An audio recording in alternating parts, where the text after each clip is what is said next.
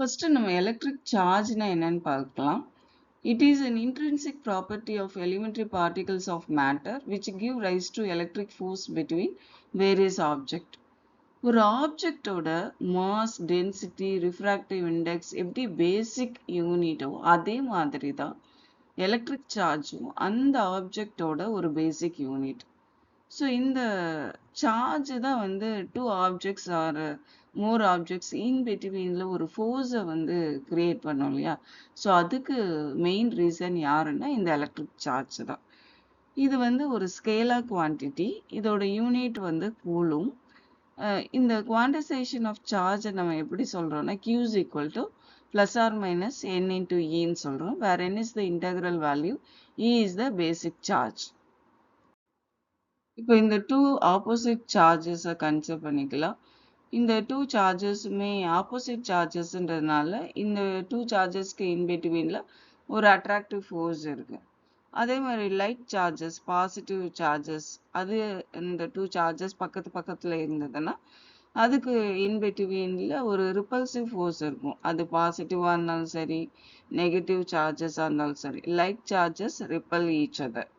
So அப்போது இந்த அப்சர்வேஷன்லேருந்து நம்ம என்ன சொல்கிறோன்னா, இந்த டூ சார்ஜஸ்க்கு இன் பிட்வீனில் ஒரு ஃபோர்ஸ் ஒன்று இருக்குது. அந்த ஃபோர்ஸ் வந்து அட்ராக்டிவ் ஃபோர்ஸாகவும் இருக்கலாம், இல்லை ரிப்பல்சிவ் ஃபோர்ஸாகவும் இருக்கலாம். அப்போ அந்த ஃபோர்ஸை நம்ம என்ன சொல்கிறோன்னா எலக்ட்ரிக் ஃபோர்ஸ் ஆர் எலக்ட்ரோஸ்டாட்டிக் ஃபோர்ஸ்ன்னு சொல்கிறோம். இப்போ இந்த டூ சார்ஜஸை கன்சிடர் பண்ணிக்கலாம்.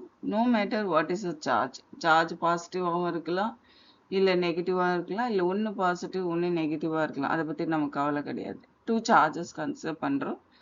இந்த டூ சார்ஜஸை நம்ம Q1 அண்ட் Q2ன்னு சொல்கிறோம். இதுக்கு இன்பிட்வீனில் இருக்கிற டிஸ்டன்ஸை நம்ம Rன்னு கன்சிடர் பண்ணிக்கலாம். இப்போ Q1, Q2 சார்ஜஸ்க்கு இன்பிட்வீனில் ஒரு எலக்ட்ரோஸ்டாட்டிக் ஃபோர்ஸ் இருக்குது. அந்த ஃபோர்ஸை கால்குலேட் பண்ணுறதுக்காக கூலும் ஒரு லா டெரைவ் பண்ணாங்க.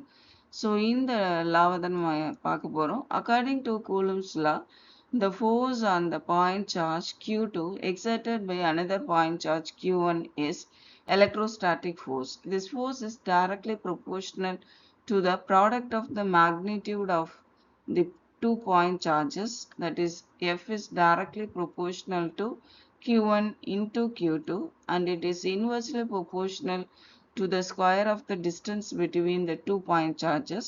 It is F is directly proportional to 1 by R square. So we can say F is directly proportional to Q1 into Q2 by R square. Next இந்த proportionality remove பண்ணுறதுக்கு ஒரு constant introduce பண்ணுறோம். So F is equal to K into Q1 into Q2 by R square, where K is the proportionality constant.